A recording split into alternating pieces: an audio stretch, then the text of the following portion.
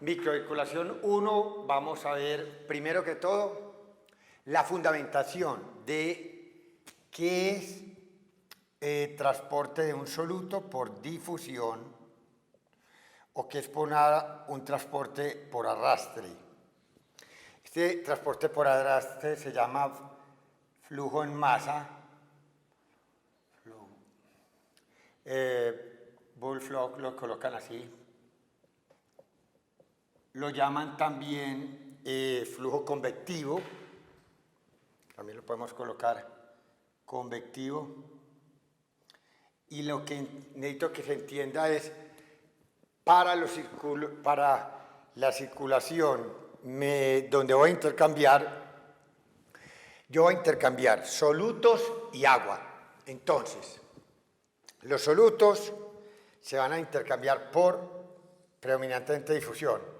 El arrastre no es tan importante como lo vamos a demostrar. ¿Qué quiere decir arrastre? Usted tiene aquí un capilar y difusión quiere decir que si aquí hay 4 pepas y aquí hay 2 pepitas, la concentración por litro acá, comparativo, es mayor de acá para acá y yo me movería de acá para acá. El arrastre independiente es el soluto moviéndose sin necesidad de que el agua se mueva, simplemente por agitación térmica. Es decir, la fundamentación para el movimiento de difusión es simplemente que las cosas que están más calientes que menos 273 grados centígrados se mueven. Así uno no lo crea, los sólidos, los gases y los líquidos tienen algún grado de movimiento. Hay algunos no lo alcanzamos a detectar nosotros, pero en todos hay movimiento. Esa energía cinética de movimiento, esa agitación térmica de una partícula vibrando al azar vibra en cualquiera de estas direcciones por ley de probabilidades hacia cualquier dirección. Obviamente si aquí hay más, estamos a la misma temperatura, 37, aquí 37, hay más probabilidades de que estas partículas en un momento dado salgan más algunas para acá que de acá para acá por tener un mayor número por unidad de volumen. Esa agitación térmica es lo que dio lugar al movimiento browniano. Al movimiento browniano de las partículas, que es la base fundamental de la difusión de una sustancia de un sitio de donde uno dice que está con mayor energía o potencial a un sitio de menor energía potencial, o sea, potencial electroquímico. Entonces esto se puede mover tanto por diferencias de concentración química o por diferencias también de cargas. Por eso algunos solutos que son neutros solo se mueven por diferencias de concentración donde hay química mayor a química menor, pero el sodio, el calcio y algunos otros solutos que fuera de tener, puede ser especial en concentración química, tienen también carga eléctrica neta, pues tienen también diferencias de potencial eléctrico. Potencial en este caso es como una energía con capacidad de hacer trabajo. Entonces vamos a explicar por qué la difusión es tan importante para los solutos y el arrastre no. Porque uno considera el organismo como tan diluido en el plasma que tiene las partículas tan separadas que así esta agua, que es casi la mitad, en una cuarta parte de eso, si arrastrara para acá, moviera para acá, se llevaba consigo el soluto. Eso es arrastrar. Pero mire que tuvo que moverse mucha agua para mover una particulita de soluto, que en ese caso esa era pepita. Lo mismo pasaría acá si pintáramos esto así. Otro se movería una gran cantidad de agua y apenas un soluto. En cambio, el soluto puede moverse, si aquí está más conectado que acá, esto se mueve muy rápido por sí solo, porque aquí hay una distancia menor de 100 micras y es un mecanismo muy efectivo. Pero eso Einstein también lo cuantificó. Aquí tenemos un ejemplo representativo para la glucosa para demostrar. En 1 mililitro de plasma supuestamente hay 5 micromoles de C6H12O6, que es glucosa, por 1 mililitro de plasma. Eso es muy diluido. Vamos a decir que vamos a mover el agua, de acá para acá, agua. Aquí tenemos la C6H12O6, el mililitro que tiene esta cantidad de glucosa. Y el agua va a moverse para acá y va a arrastrar glucosa. Vamos a decir que el movimiento representativo acá es 0,005 mililitros por minuto por cada 100 mililitros. Bueno, eso es lo que pasaríamos, pongámoslo acá y quitémosle esta unidad acá para que quede más claro. Se van a pasar por minuto del plasma al intersticio agua que va a arrastrar X cantidad de glucosa. Va a pasar 0,005 ml minuto. Entonces nosotros ya decimos, si un mililitro acá de plasma tiene 5 micromoles de C6H12O6 de glucosa, al pasar el agua y arrastrar 0,005 mililitros de esta agua plasmática, ¿cuánto me va a arrastrar de glucosa? Porque yo sé que un mililitro de plasma va a tener esta concentración de glucosa. Y como se perdió esta cantidad de mililitros de plasma por minuto de agua de arrastre, a ver cuánto me llevó de glucosa. Y me da 0,025 micromoles de glucosa acá, que esta es la respuesta que tenemos. Y un tejido representativo de nosotros requiere consumir 1,4 micromoles de glucosa, póngale por minuto. Esto que pasó por minuto, porque aquí lo habíamos colocado por minuto, ¿cuánto va a representar? Si 1,4 es el 100% de lo que consume, el haber yo sacado por arrastre 0,025 micromoles, ¿cuánto sacó? Eso es apenas el 1,7%. Es decir, que toda esta cantidad de agua que movió por minuto, apenas sacó por arrastre 1,7% de lo que yo necesito de glucosa para metabolizar un tejido representativo, o sea que eso es muy poca cantidad. Por lo tanto, la mejor manera de concluir entonces esto es, para los solutos, el agua, arrastrar esos solutos es un mecanismo muy malo para intercambiar. Entonces, por arrastre, los solutos se mueven en muy poca cantidad.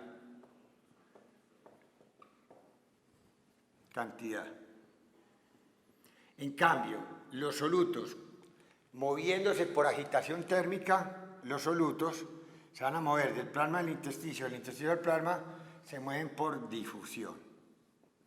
Difusión que indica agitación térmica de las partículas, que es fundamental para explicar el movimiento browniano de las partículas. Movimiento browniano que se da simplemente porque cuando las cosas, las sustancias están por encima de menos 273 grados centígrados, se mueven con una energía cinética que es inevitable. Y entre más caliente, más se mueven. Obviamente, entonces, usted tiene separado un compartimento A, un punto A y B. Aquí tiene X cantidad de partículas, aquí tiene menos, y aquí tiene mucha concentración de ellos. Entonces, simplemente por agitación térmica, esta puede salir para acá, esta para acá, pero habrán más las que se irían a tratar de pasar esta membrana acá que de acá para acá. Por eso uno dice que se mueve donde hay mayor a menor concentración. Verdaderamente se mueve donde hay mayor energía potencial o electroquímica o eléctrica y química, a donde hay menor. Entonces esa es la razón de por qué cuando nosotros vamos a ver la microcirculación, vamos a tener que hablar de cómo se mueven los solutos o las sustancias químicas distintas o sustancias distintas al agua, del plasma al intersticio, o viceversa, del intersticio al plasma. La respuesta siempre que debe quedar clara entonces es difusión. La minoría por convección, que es lo que llamamos arrastre. La convección es la que obedece la ley de Poiseuille. El flujo o movimiento depende de delta de pi R4 sobre 8 veces viscosidad longitud. Esto que era el flujo laminar se cumple para el transporte convectivo. Está dado por la idea de la hidráulica y eso hay que tenerlo en cuenta para nosotros estar claros en los conceptos de movimientos solutos. El agua, por el contrario, el agua, para moverse del plasma al intersticio o del intersticio al plasma, va a obedecer, como nosotros vamos a ver después, las leyes de la presión capilar acá, la presión intersticial acá, esta golpeándose acá, estas acá, proteínas del plasma acá tratando de mover líquido para acá y proteínas del intersticio para acá. Esas fuerzas que manejan el movimiento del agua, que no son por difusión, sino por arrastre, por filtración, se llaman fuerzas de Starling. Estas son las 4 fuerzas de Starling. 1, 2, 3, 4. ¿Y qué tengo que tener en cuenta yo después? ¿Cuánta área tiene este capilar? ¿Y cuántos son los roticos por donde puede pasar esta agua por acá? O sea, área y porosidad o permeabilidad. Entonces, área por permeabilidad se llama coeficiente de filtración. Entonces, una cosa son las fuerzas de Starling y otra el KF, que es el coeficiente de filtración. Eso lo vemos después, pero es un abrebocas. Entonces, el agua se mueve predominantemente por las fuerzas de Starling, que es un flujo convectivo, un flujo en masa, arrastre, se mueve por leyes que obedecen a la cuarta potencia, como lo indica el flujo laminar. La difusión se mueve por la ley de Fick. La ley de Fick, que nosotros vamos a ver, no se mueve a la cuarta potencia del radio de los solutos, sino al área, que es en este caso sería área, sería pues en el caso del área de sección transversal de un vaso, estamos hablando de pi R2, o estamos hablando del perímetro de un vaso 2 pi R por L. Pero está obedeciendo es al radio al cuadrado, que es lo que me va a definir a mí el movimiento a través de un vaso. Esa área es el área que yo voy a atravesar un capilar, una pared de un vaso, que es lado por lado, pero eso es al cuadrado, correcto, lo otro es a la cuarta potencia. Bueno, aquí en la microcirculación entonces, ¿a qué nos vamos a referir? Nosotros tenemos que ver la estructura de los vasos que nosotros vamos a ver. Nosotros vamos a preocuparnos en la microcirculación por arteriolas, por los capilares y por las vénulas, que es lo más enanito que hay. Estos generalmente me van a servir en la circulación mayor o aórtica o sistémica. Este es el sitio donde yo mantengo la resistencia, 75% de la resistencia vascular. Y como tal, es importante para regular, y como tanto es importante para regular la presión que yo voy a manejar en los capilares, porque la arteriola es lo que me va a servir a mí, si yo la constriño, para que esta presión capilar caiga, si dilato, para que deje entrar sangre y aumente la presión capilar. Esa la vemos después. Muy poco las arteriolas intervienen en dejar salir sustancias de ahí. Sale alguito de oxígeno, hay que ser realistas. Pero el resto de las otras cosas no, es lo típico. El sitio de intercambio por excelencia, sin desconocer que las arteriolas algo intercambian oxígeno y las vénulas también, ha sido los capilares. Y es el sitio de intercambio por dos razones muy grandes. Primero, tiene solo una célula endotelial y una membrana basal. No tiene músculo liso. No tiene una pared más gruesa, son muy delgados. Entonces los micros son así y es el sitio de intercambio para que se salgan y entren las cosas. Las vénulas también, aunque participan más en intercambio, tienen que ver con sitios de muy buena permeabilidad. Actualmente se está hablando mucho de las uniones gap. Las uniones gap de las vénulas, que las voy a manejar muy claramente. Todo lo que aumente el AMP cíclico disminuye el tamaño de los gaps. A ver, le explico. Si esto es una vena y esto es un endotelio, a ver, pontémoslo así. Si este fue un endotelio venular, esta separación que son los poritos, estos gaps o brechas, son de X tamaño. Con el AMP cíclico se aprietan más y se vuelven más amarrados, entonces no dejan salir tanto las cosas. En cambio, todo lo que aumenta el GMP cíclico es todo lo contrario, vuelve estos espacios mucho más grandes. Entonces esto se va ampliando cada vez más y me va haciendo que la permeabilidad sea mayor y puedan salir cosas. Entonces va a quedar con que GMP cíclico aumenta gaps, AMP cíclico disminuye la formación de gaps.